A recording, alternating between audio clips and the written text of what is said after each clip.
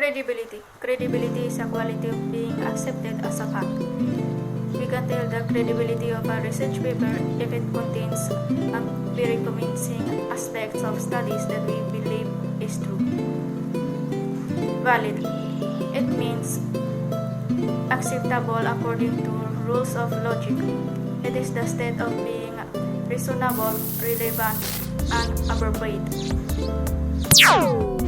The next one, or number 3, is it transferable? Transferability refers to the degree to which the results of qualitative research can be generalized or transferred to other contexts or settings. The person who wishes to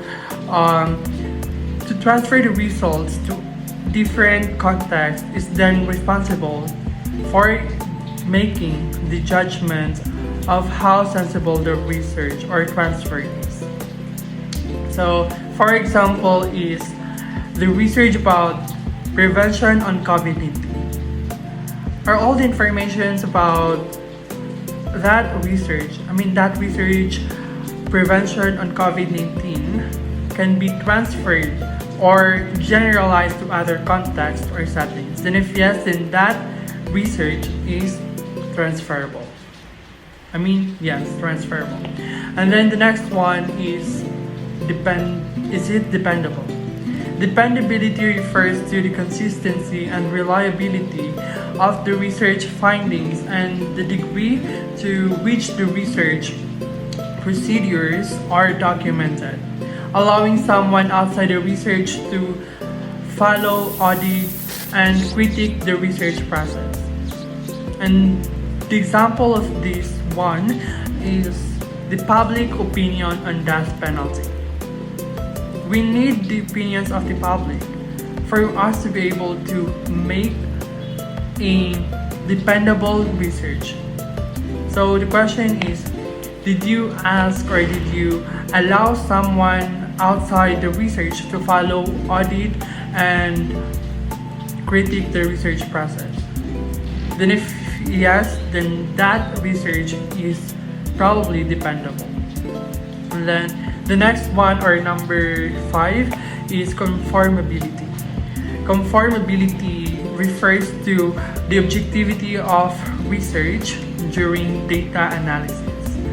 There needs to be congruency between two or more independent persons about the accuracy, relevance, or meaning of the data.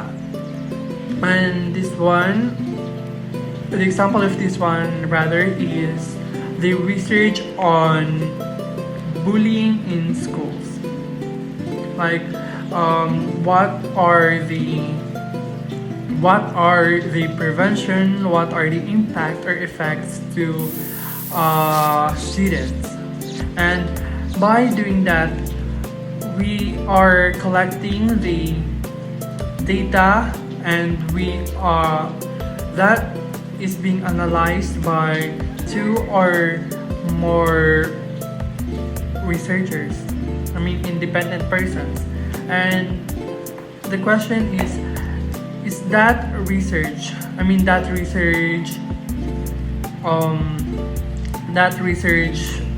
about bullying in schools needs to be congruency between 2 or more independent persons, then that research is probably conformable. So next one. In selecting research, we should also consider the feasibility of the topic, which means feasible, which means possible to do. In considering its feasibility, we should think of the expenses that will be used for the conduction of that research. If that research will cost too much, I think it's not advisable to be conducted. So an example of this, and also if that research title is easily conducted by you, or let's say an example is conducting a research around a school in a field, in that field. So of course, as a student, it will be possible for you to research on that one because you are a student of that school. If you are gonna research about the coronavirus, how effective it is, but you're just a student, I think it is not possible and feasible because you are not a med student yet, or a faculty, or a worker in a hospital, or a doctor.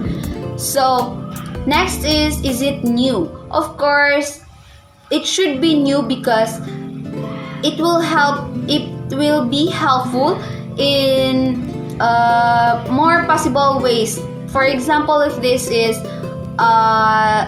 the advantages and disadvantages of this new flexible learning. So of course it is new. So if this research is conducted, all those people that will read this your research or your study will be able to benefit with this study. They will know about the advantages and disadvantages. So if your study is not new or overrated, such as fertilizers, insecticides, and soda repellents, I think that is so overrated, and there are so many researches that are related to that study, and there are more ways to make a repellent. So it's better for you to choose a new study and latest study, so that will be helpful to the society or the community.